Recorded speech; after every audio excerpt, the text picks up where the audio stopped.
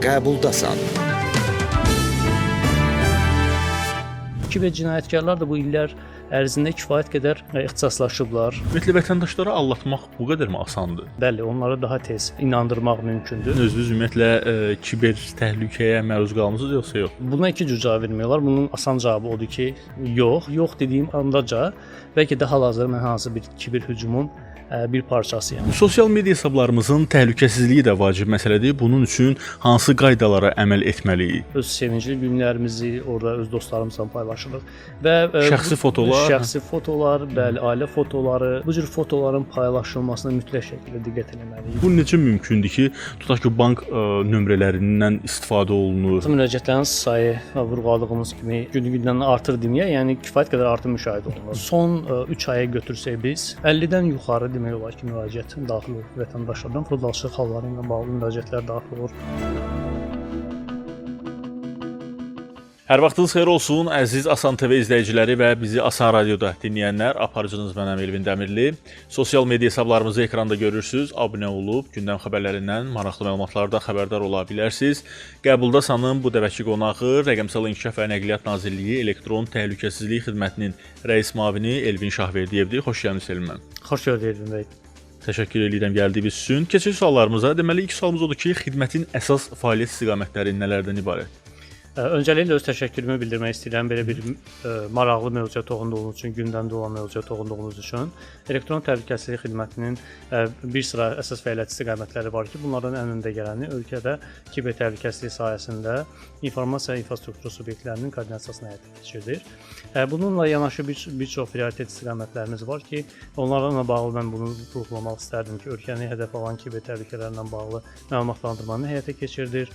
Həmçinin informasiya sistemlərinin və proqram təminatlarının, həmçinin informasiya təhlükəsizliyi ilə bağlı ola biləcək insidentlərlə bağlı vətəndaşlarda olan məlumatların toplanılması, zərərli proqram təminatları və kiber hücumlar barəsində vətəndaşlardan əldə etdiyimiz məlumatların toplanılması, həmçinin proqram təminatı və informasiya sistemlərinin vendorları tərəfindən ola biləcək təhlükəsizlik boşluqları barədə məlumatların toplanılması və onların təhlilini həyata keçirilməsini biz icra edirik.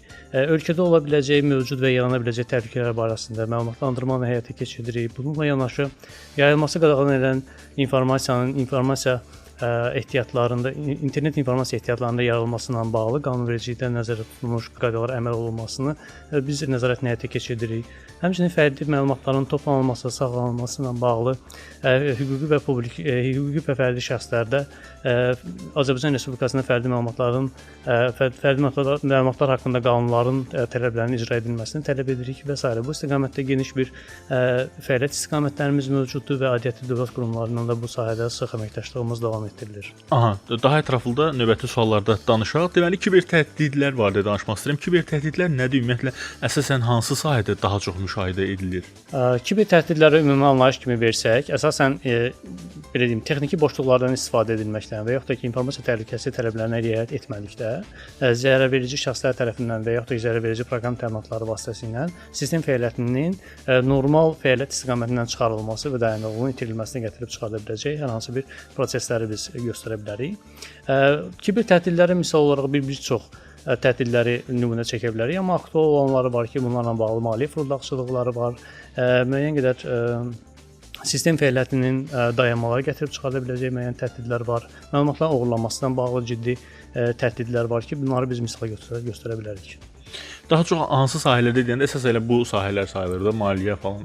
Biz əslində qalsa bunu müəyyən qədər bizim rastlaşdığımız bu illər ərzində ən çox sorğu edilən məlumatlar əsasında formalaşdıraraq deyə bilərik ki, əsasən maliyyə sektorunda ola biləcək fırıldaqçılıq təhdidləri daha çox artmaqdadır. Yəni bunu hər bir vətəndaşa siz soruşsanız informasiya təhlükəsizliyi ilə bağlı ilk verəcəkləri məlumat ondan ibarət olacaq ki, bank sektorunda, maliyyə məsələlərində kifayət qədər ciddi dələduzluq və fırıldaqçılıq halları müşahidə olunmaqdadır və elektron təhlükəsizlik xidməti olaraq da biz də bununla bağlı vətəndaşlardan çox saylı müraciətlər əldə etmiş oluruq və paralelində texniki nasazlıqlar, texniki boşluqlar səbəbindən baş verə biləcək informasiya sistemlərində və şəbəkələrində olan insidentləri biz nümunə göstərə bilərik ki, bununla bağlı müəyyən qədər kiber təhdidlər artmaqdadır ölkə üzrə.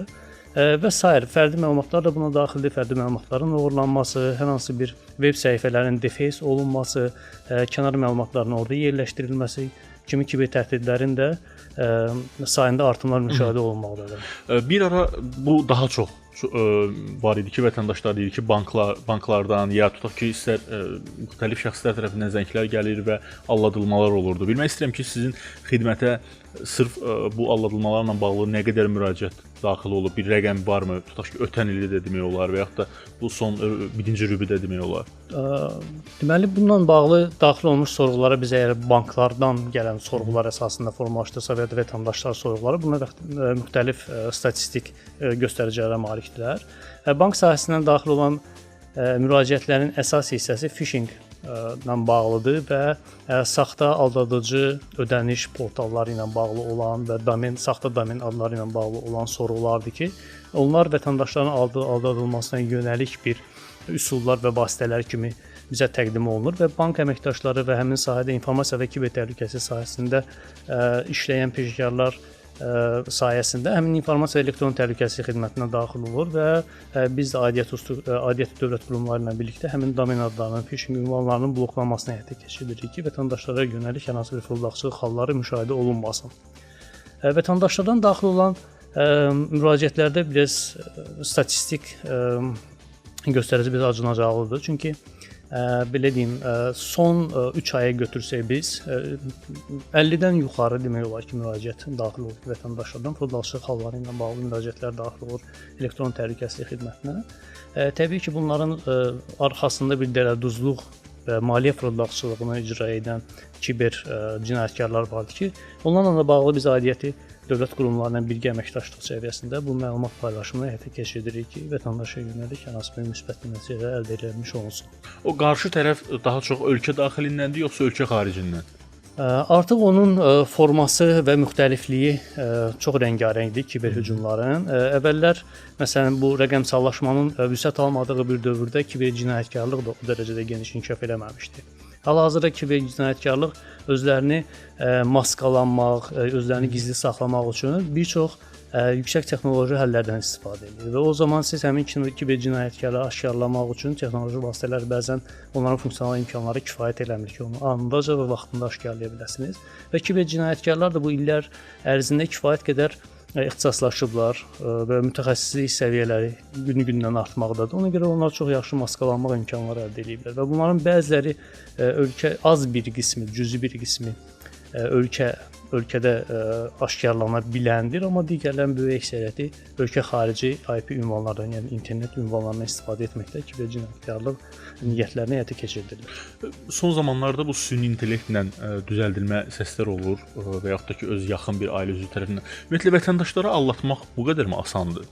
Vətəndaşları bu qədər aldatmaq asandır sualı biraz ümumi olduğu üçün mən bunu bir hissələrə bölmək istəyərdim. Məsələn, olar ki, vətəndaşları aldatmaq üçün əgər vətəndaşın psixoloji durumu kifayət qədər möhkəm deyilsə, dayanıqlı deyilsə, bəli, onları daha tez inandırmaq mümkündür. Məsələn, aldadıcı zənglərlə bağlı bəzi insanların öz maliyyə hesablarına qarşı olan həssaslığı, maliyyə etkisinə qarşı ola biləcək o tələskənlikləri onları yoldan çıxartmağa daha tezliklə həyata keçirmiş olurlar. Bir də var vətəndaşların öz informasiya və kiber təhlükəsizliyinə laqeyd yanaşmalar. Yəni bu fonda da müəyyən qədər boşluqlar olmuş olur ki, kiber cinayətkarlar ondan kifayət qədər mütəxəssis səviyyəsində istifadə edə bilirlər. Nəyə diqqət eləsinlər vətəndaşlar qısaca deyək? Bu da biraz geniş sualdır. Çalışacağam lakonik olaraq cavablandırım. Banklar tərəfindən kifayət qədər vətəndaşların maliyyə hesablarının qorunması üçün daxili infrastrukturda ciddi addımlar atılmaqdadır. Burada həm belə deyim, kiber təhlükələrə qarşı dayanıqlığın təmin edilməsi üçün, mühafizənin təmin edilməsi üçün istifadə olunan avadanlıqlar, sistemlər və s. Bunlar beynəlxalq standartların tələblərinə irəli gələrək yüksək yetkinlik səviyyəsinə tətbiq edilməkdədir. Və bir iş qalır ki, vətəndaşın hesabı onu özünə təqdim edir və bu hesab ona təqdim edildiyi zaman onun informasiya təhlükəsi ilə bağlı müəyyən tələblər onun diqqətinə çatdırılır. Və o maliyyə hesabını əldə etdikdən sonra rəqəmsallaşmanın verdiyi bir asanlıq nəticəsində onun mobil telefonunda istifadə edir və s. Və vətəndaşdan tələb olunan ən ümdə tələblərdən biri odur ki, bank hesablarının heç kimlə paylaşılmamasıdır və həmin o kartının ki, telefona əlavə edilməsi və orada bir avtomatlaşdırmada rahatçılığın əldə edilməsi Həmçinin kiber cinayətkarlığa müəyyən qədər bir vasitə yaradır ki, onun şərait yaradır ki, onun maliyyə hesablarına əlçatanlıq təmin edilsin və bu fonda istifadə etdikləri bank hesablarını hansı cihazdan, IT cihazlarından istifadə edirsə, mütləq şəkildə onun təhlükəsi təmin edilməlidir. Bu mobil telefon ola bilər, hər hansı bir notebook ola bilər, planşet ola bilər və burada da ən vacib elementlərdən biri nədir? Həmin əməliyyat sistemlərinin mütləq şəkildə ən son yenilənmələrlə təmin edilməsi. Antivirus proqram təminatlarından istifadə olunması. Bank hesablarına giriş üçün belə deyim, qəliz və unikal şifrələrdən istifadə olunmalıdır və hətta bu dəqiqə müxtəlif bank hesablarında 2 faktorlu autentikasiya, yəni ikinci faktor təsdiq etmədə tətbiq olunur ki, bunun da tətbiq olunması mütləq şəkildə təmin edilməlidir. Və digər məqamlar da var. Bu phishinglə bağlı ola biləcək, onlar maarifləndirici təlimlər ola bilər, keçə bilərlər bu internet ehtiyatlarında, yəni YouTube-da kifayət qədər çoxdur, baxa bilərlər ki, bunun üçün nə etməlidirlər. Phishing linklərini ayırd etmə bir qabiliyyətlərinə malik olmalıdırlar. Bunun üçün bir araşdırma və oxumaq lazımdır və s. Maraqlıdır ki, sizin özünüz ümumiyyətlə kiber təhlükəyə məruz qalmısınız yoxsa yox? Əslində qalsa buna iki cür cavab vermək olar. Bunun asan cavabı odur ki, yox. Yəni yox dediyim nəyi nəzərdə tuturam? Təbii ki, kiber cinayətkarlığın, kiber təhdidlərinin artdığı bir dövrdə kiber təhlükəsizlik mütəxəssislərinin özləri də bu cür hücumlara məruz qalırlar. Məsələn, bunları biz elektron poçt ünvanından istifadə edirik, hər dəfə ora daxil olan phishinglər bizim rastlaşırıq və yaxud da ki, SMS smishing deyirik biz, onlar bizə daxil olur və s. Və burada biz onunla rastlaşmağımız, amma müəyyən bir çeviklik, müəyyən bir alətlərdən istifadə etməklə, müəyyən bir təcrübədən istifadə etməklə biz onun nəticəsini aradan qaldırmış oluruq və ona preventiv addımların nə olduğunu bilirik.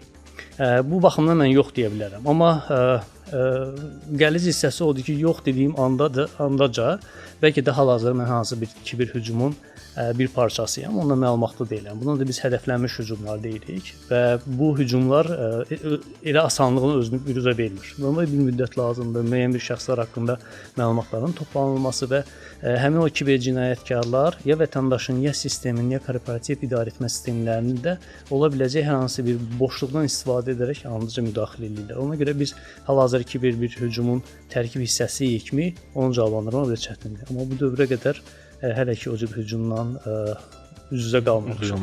İndiyə qədər bu yaxın dəqiqələrdə siz danışdınız. Bir daha sual vermək istəyirəm, konkretləşdirmək istəyirəm ki, xidmət kiber təhlükəsizliyin qorunması üçün konkret olaraq hansı işləri görür? Xidmətin fəaliyyət istiqamətləri vurğuladığım kimi biraz genişdir və bunun ən kiber təhlükəsizlik sahəsində vətəndaşların maarifləndirilməsi məsələsi var ki, bu da bizim ən öndə gedən fəaliyyətlərimizdən biridir və son 2 il ərzində mən bu statistikanı verə bilərəm ki, artıq 42 minə yaxın vətəndaşın maarifləndirilməsi həyata keçirilir. Yəni buna həm məktəblər, həm dövlət qurumları, həm özəl sektor və biz o kiber təhlükəsizliyə qarşı, o hücumlara qarşı müəyyən preventiv addımların atılması ilə bağlı ola biləcək zəruri tədbirlər haqqında danışırıq, mövcud təhlükələr barəsində məlumat verir və maarifləndirilməsi üçün zəruri olan bütün istiqamətləri biz orada ələ alırıq.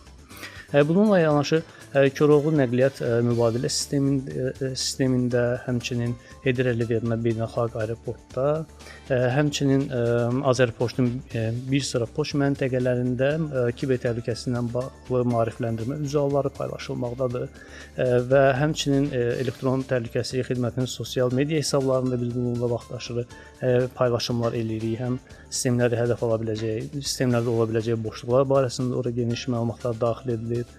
Bununla yanaşı maarifləndirmə ilə yanaşı paralel olaraq bildiyiniz kimi Cənab Prezidentin 2023-2027-ci illər ərzində Azərbaycan Respublikasının informasiya təhlükəsizliyinin gücləndirilməsinə bağlı bir strategiyası var və orada bir sıra prioritet istiqamətlər elektron təhlükəsizlik xidmətinin fəaliyyətinin təkmilləşdirilməsi ilə bağlıdır və biz buna elektron təhlükəsizlik xidmətinin gücləndirilməsi baxımından orada bir silsilə tədbirlər var ki, kompleks tədbirlər var ki, hal-hazırda xidmət onunla bağlı öz texniki infrastrukturunun və funksional fəaliyyətinin təkmilləşdirilməsinə bağlı ciddi addımlar atmaqdadır. Bir sıra bu kompleks tədbirlər içərisində də bunu da deyə bilərəm ki, məsələn biz bir neçə sahələrdə kiber təhdidlərin artdığını müşahidə edirik. Bununla bağlı maliyyə sektorunu göstərə bilərik, təhsil sistemini göstərə bilərik, səhiyyəni göstərə bilərik və s. Və dünyada da bu formada kiber təhdidlər müxtəlif sahələrdə artmaqdadır. Və bununla bağlı Elektron təhlükəsizlik xidməti tərəfindən də sahəvi sertlərin yaradılmasının aktuallığı göstərilmişdi. Hal-hazırda bununla da bağlı müəyyən bir araşdırmalar aparılır və ölkə üzrə sahəvi sertlərin yaradılması da prioritet istiqamətlərdən biridir. Təşəkkür edirəm. Biz qısa aradan sonra davam edəcəyik. Bir daha xatırladım ki, qəbulda salan qonağı Rəqəmsal İnkişaf və Nəqliyyat Nazirliyi Elektron Təhlükəsizlik Xidmətinin rəis müavini Elvin Şahverdiyevdir. Qəbuldasan. Qaldığımız yerdən davam edirik. Bir daha xatırladım ki, qəbuldasanın qonağı Rəqəmsal İnkişaf və Nəqliyyat Nazirliyi Elektron Təhlükəsizlik Xidmətinin rəis müavini Elvin Şahverdiyevdir. Elvin müəllim, sosial media hesablarımızın təhlükəsizliyi də vacib məsələdir. Bunun üçün hansı qaydalara əməl etməliyik? Doğrudur. Sosial media hesablarımızın da təhlükəsizliyi kifayət qədər önəmli mövzulardan biridir. Çünki hal-hazırda biz öz həyatımızı sosial media hesabı olmadan təsəvvür edə bilmirik. Orada müəyyən məlumatları əldə edirik və müəyyən məlumatları orada paylaşırıq və öz sevincli günlərimizi orada öz dostlarımızla paylaşırıq və şəxsi fotolar, bəli, ailə fotoları, öz bəzən videolar paylaşdığımız zaman səsimizin də orada əks olunduğu görsənilir və burada bir deepfake texnologiyası var ki, bundan siz də bayaqları vurğuladınız, səhv eləmirəmsə, deepfake ilə bağlı kifayət qədər narahatçılıqlar var dünyada. Və biz bir anda rəqəmsallaşmanın verdiyi bir rahatçılığın içərisində müəyyən bir o şəkil paylaşımları, öz xoşbəxt hisslərimizin büruzə verilməsi üçün bir platformalarda özümüzü nə qədər rahat hiss ediriksə, bir o qədər də özümüzü təhlükəyə qoymuş oluruq. Yəni misal üçün verə bilərəm, bu təbii ki, nümunələrdir, praktikada bunu müxtəlif, daha professional şəkildə tətbiqi həyata keçirilir. Məsələn, bizim hər hansı bir videonu qoyduğumuz zaman hər hansı bir səsimizin orada istifadəsi ola bilər və yaxud da uşağın hər hansı bir səsindən istifadəsi ola bilər. Və bu cür informasiyalar, dediyim kimi, o bədniyyətli şəxslərin əlinə keçdiyi zaman artıq süni intellektin verdiyi bir belə geniş bir funksional imkanları var. Və o səslərdən istifadə edilərək onu ardıcıl olaraq mətn üzərinə oxuturaraq sizin öz doğmanızın bir səsindən hər hansı bir mətni sizə telefonda oxutura bilərlər və burada hər bir vətəndaş o dərəcədə informasiya və kiber təhlükəsizliyi barəsində məlumatlı olmadığı üçün bu kifayət qədər təhlükəyə gətirib çıxara bilər. Çünki psixoloji durumları hər vətəndaşda eyni cür deyil. Bəzilərində dayanıqlıdır, bəzilərində dayanıqsızdır və bu onları özündən çıxarda bilər və ani reaksiyalara səbəb ola bilər. Və buna görə bu cür fotoların paylaşılmasına mütləq şəkildə diqqət etməliyik və yaxud da ki, sosial media hesablarında veriləcək təhlükəsizliyin qorunması ilə bağlı müəyyən onlar da funksional imkanlar əlavə edirlər ki, yəni bu cür halların qarşısı alınmasın. Bəlkə də orada bizim private, şəxsi dediyimiz bir qrup yaradılması mümkün ola bilər ki, orada sırf sizin doğmalarınız ola bilər. Yəni kənar şəxslərin oraya girişini limitləyə bilərsiniz. Həmçinin sosial media hesabına giriş etdiyiniz zaman şifrə təhlükəsizliyinə riayət etməlisiniz. 2 faktor elementlərdən istifadə etməlisiniz autentikasiyanı keçmək üçün.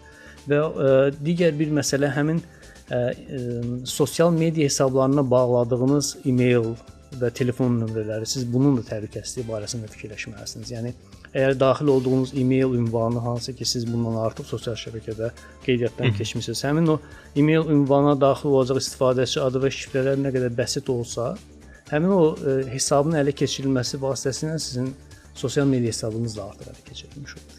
Yəni buna görə burada kompleks təhlükəsizlik tədbirlərinə riayət olunması vətəndaşlardan tələb olunur. Biz fərdi məlumatlardan danışdıq. Fərdi məlumat deyiləndə ümumiyyətlə nələr nəzərdə tutulur? İndi biz danışdığımız məlumatlar yoxsa digərləri də?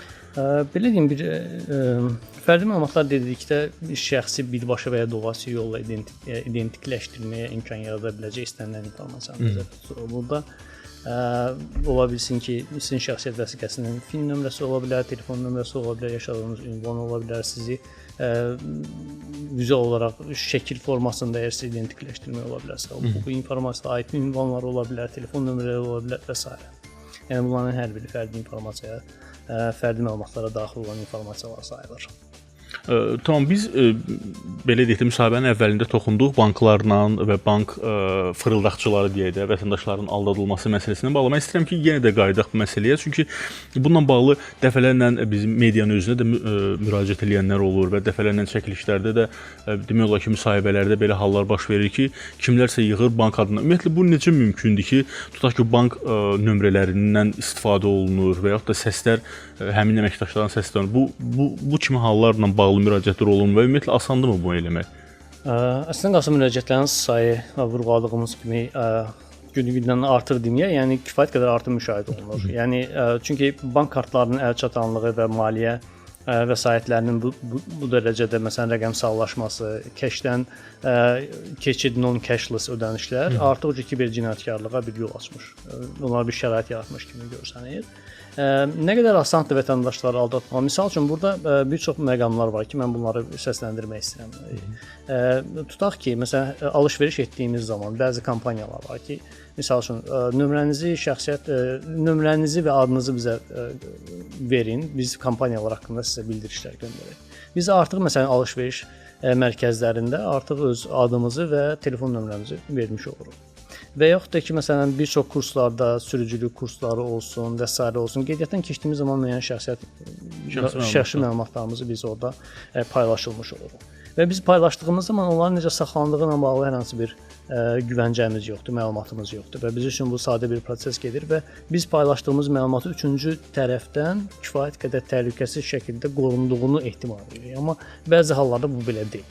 Yəni mən bayaq sual verdiniz ki, siz kiber təhdidlərlə üzləşmisinizmi? Mənə kifayət qədər, məsələn, bir alış-veriş dükanında buraxdığım nömrə mənə müxtəlif alış-veriş dükanlarından gələn zənglərə səbəb olur. Yəni bu o deməkdir ki, artıq sizə lazımsız, lüzumsuz yerlərdə o nömrələri buraxmaq lazım deyil və o bir şans açır, bir yol açır sizə zəng eləməyə və zəng elədikdən sonra sizi aldatma metodları müxtəlif olur.